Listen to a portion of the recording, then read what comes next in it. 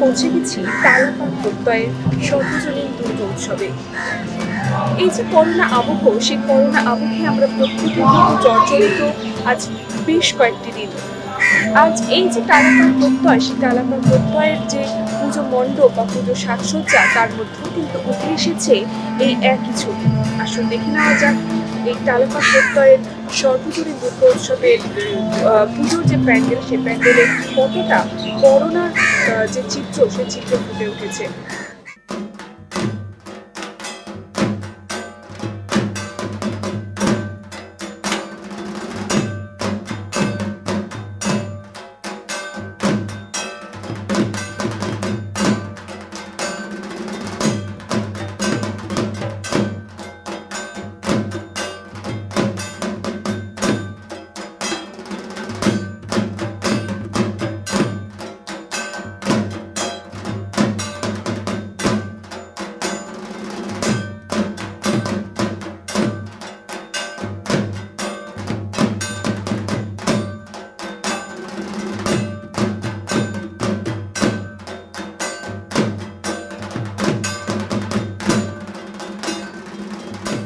এই মুহূর্তে পৌঁছে গেছি তালাপাড় প্রত্যয়ের সর্বজনীন দুর্গা উৎসবে।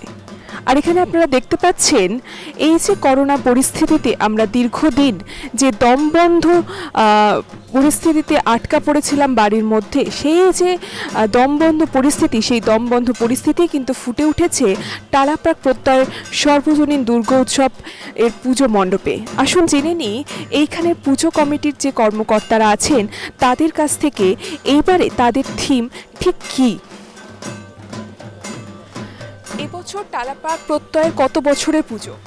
নমস্কার, আমি শুভাশিস সোম। এবছর আমাদের 95তম বর্ষ। কি থিম কি আছে আপনাদের? থিম বলতে আমাদের মা, থিমটার নামই হচ্ছে মা।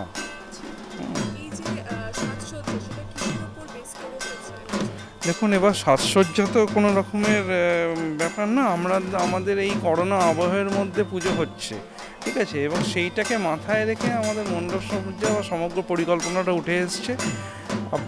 আমরা লক্ষ্য করে দেখবেন আমাদের জীবনযাত্রা বা আমাদের স্বভাব বা আমাদের ব্যবহার সব কিছুটাই এই করোনা আবহের মধ্যে চেঞ্জ হয়ে গেছে। আমরা এই জীবনটা এখন জাস্ট কঠিন বাস্তবের মধ্যে বাঁচছি এবং তার মধ্যে থেকে যতটুকুন প্রয়োজন বেসিক নিডটুকুন নিয়ে আসছি, এবং আমাদের বাহ্যিক যে কসমেটিক ব্যাপারটা মতো সেগুলো সমস্ত বেরিয়ে এসছে, এবং সেগুলো চলে যাওয়াতে আমাদের জীবন খানিকটা বিবর্ণ হয়ে গেছে। আপনি যদি লক্ষ্য করেন, আপনি যদি এখান থেকে একটু আগে থেকে যদি দেখতে পারতেন তাহলে বুঝতে পারতেন এখানে আমাদের মায়ের আমরা এটা রেখেছি, এবং তারপরে আমাদের মণ্ডপ যখন শুরু হচ্ছে দেখুন একটা আনইভিন একটা ব্যাপার আছে আমাদের। এই যে এখন লকডাউনের মধ্যে তখন আমরা জীবনটা গেছিলাম, তখন তো আমাদের জীবনটা এরকম জটিলতা এবং কমপ্লিকেটেড, যেটা আমরা প্যান্ডেলের মধ্যে আমাদের মণ্ডপের মধ্যে তুলে ধরেছি, এবং সেই কষ্ট সেই দুঃখ সব কিছুর মধ্যে তার মধ্যে থেকেও আমরা মাতৃ আরাধনা করছি, যাই জন্যই এটার নাম হয়েছে মা। এবং সব কিছু উনি এত মূল্যবান, ওনাকে আমরা তো সমস্ত কিছুর থেকে তার সংস্পর্শের সাথে সমস্ত কিছু যন্ত্রণা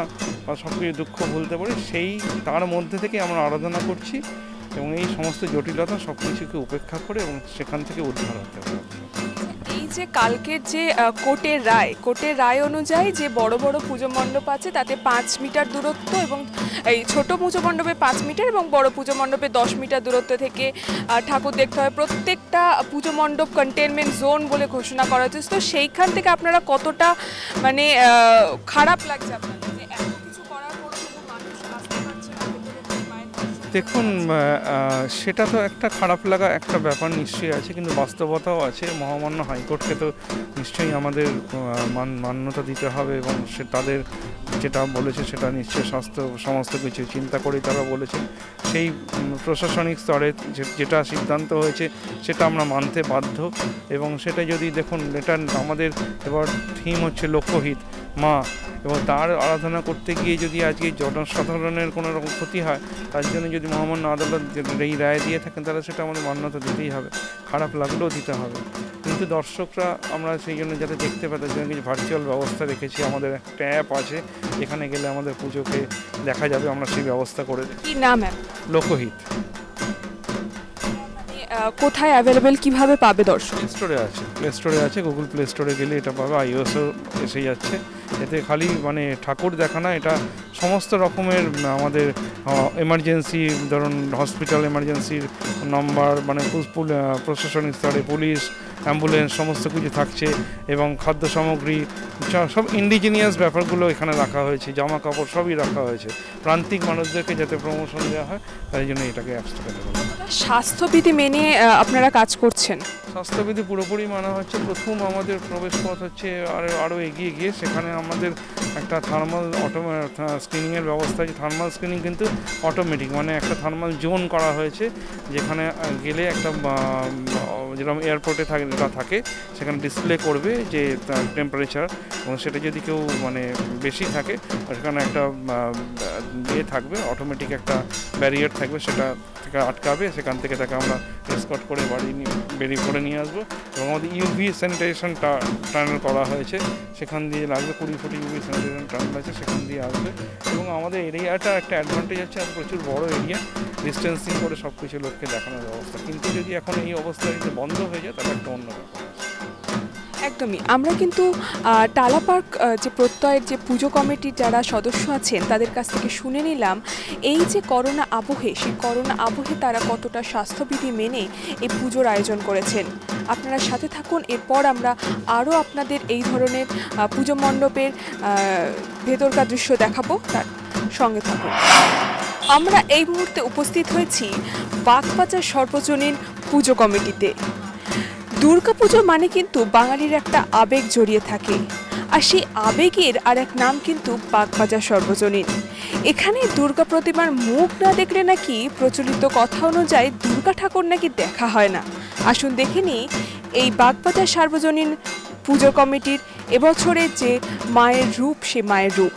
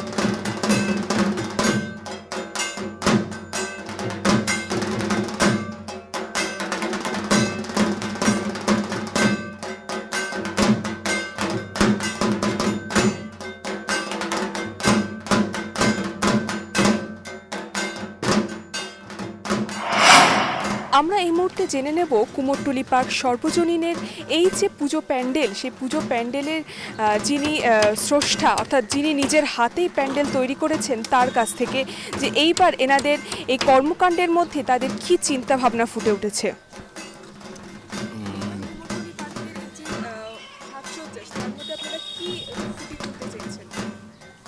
মানে দীর্ঘ 8 মাসের আমাদের যে গৃহবন্দী অবস্থা, এবং মানে যে অবস্থায় আমাদেরকে থাকতে হয়েছে, তাতে আমাদের একটা শিক্ষা আমরা পেয়েছি, মানে আপামর জনসাধারণ একটা শিক্ষা পেয়েছি, যে আমাদের বেঁচে থাকার তাগিদে নিজেদের অস্তিত্বকে ধরে রাখার জন্য আমরা যদি মাস্কটা ব্যবহার করে যাই, শুধুমাত্র করোনাকে আটকানোর জন্যই নয়, তাহলে আমাদের জীবনটা বোধহয় আরও অনেক দীর্ঘজীবী হতে পারে, এবং আমরা বোধহয় সারা জীবনটা নিরোগ সুস্থ হয়ে কাটাতে পারি যদি আমরা মাস্কটাকে ইউজ করি। তো এটা তো আমাদের একটা শিক্ষা, যে এই দীর্ঘ 8 মাসের সেই জিনিসটাকে আমরা দেখাতে চেয়েছি, যে মানুষ এবং মুখোশ যদি পাশাপাশি সহাবস্থান করে তাহলে কীরকম আকৃতি নিতে পারে পৃথিবী, সেটা এখানে দেখানো আছে, মানুষ এবং মুখোশের সহাবস্থানটা। একদমই, আমরা কিন্তু জেনে নিলাম এই কুমোরটুলি পার্ক সর্বজনীন দুর্গোৎসব কমিটি যে এই যে রূপসজ্জা, সেই রূপসজ্জার মধ্যে দিয়ে এনাদের কি চিন্তাভাবনা ফুটে উঠেছে।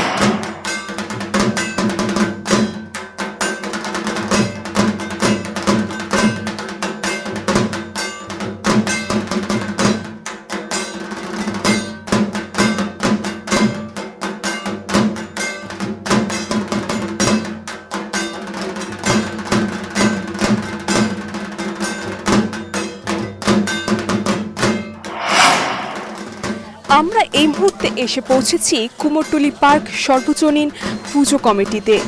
আসুন দেখে নিই এইবার এই কুমোরটুলি পার্ক সর্বজনীন পুজো কমিটির যে পুজো, সেই পুজোতে কী ধরনের রূপসজ্জা দেখা যাচ্ছে।